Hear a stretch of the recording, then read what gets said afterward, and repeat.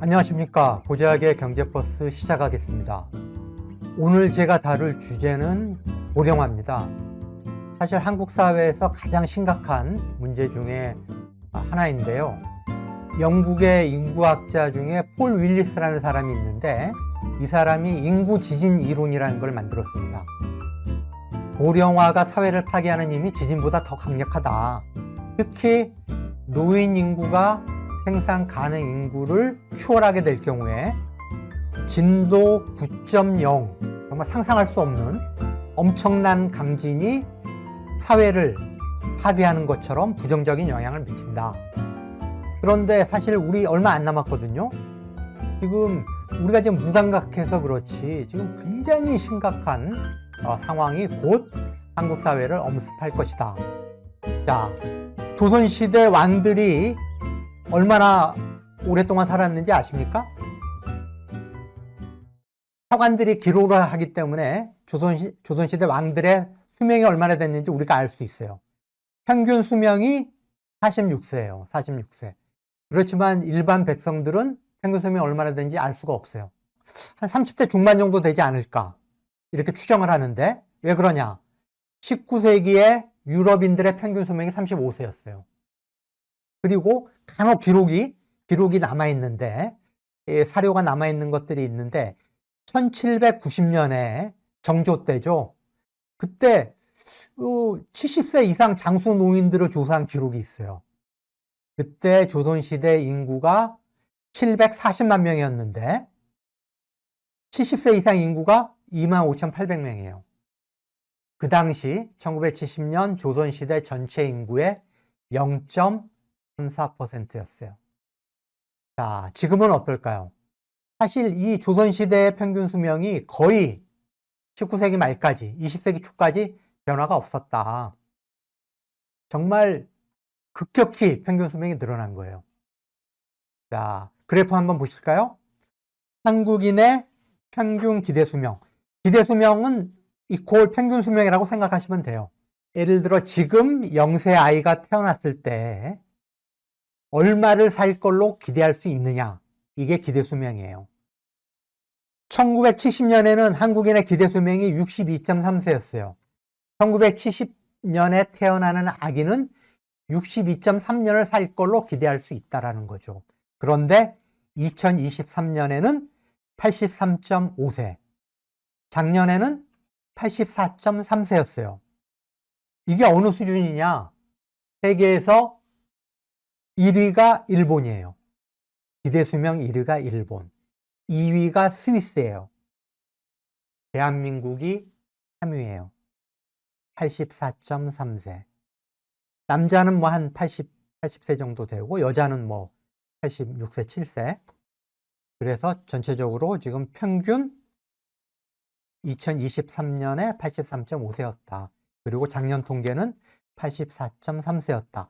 그러면은 불과 53년, 54년 사이에 우리 평균 수명이 20년 이상 늘어난 거예요.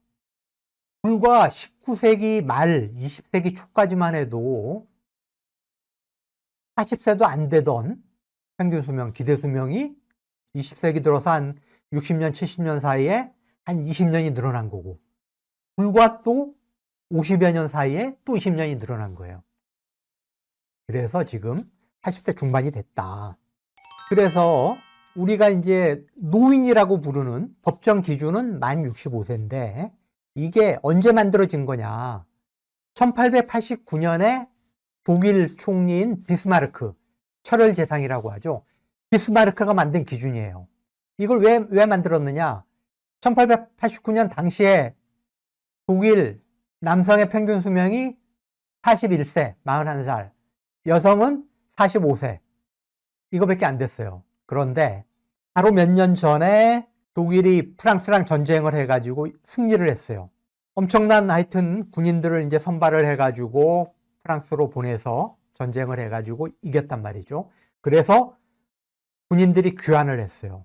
그런데 전쟁 때문에 이제 모집했던 군인들을 그대로 유지할 필요성이 없어진 거죠. 그래서 상당수로 이제 고향으로 돌려보내야 돼요. 고향으로 가라고 그랬더니 군인들이 안 가요. 파리를 점령하면서 느꼈던 파리라고 하는 그 대도시의 화려함, 그걸 경험한 시골 출신의 군인들이 시골로 돌아갈 생각을 안 하는 거예요. 아, 도시에 남겠다. 그래서 젊은 군인들은 도시에 이제 뭐 공장의 노동자로 이렇게 하고, 그 대신에 기존의 나이 든 노동자들을 고향으로 돌려보내는 거예요. 그래서 비스마르크가 이제 생각해낸 게 연금이에요, 연금. 뭔가 당근책을 제시를 한 거죠. 그래서, 그런데 뭐 재정이라는 게 뭐 한계가 있는 거고, 새롭게 이제 연금 제도를 만들다 보니까 그 당시에는 급여의 2%가 채 안 되는 연금 보험료를 걷었어요.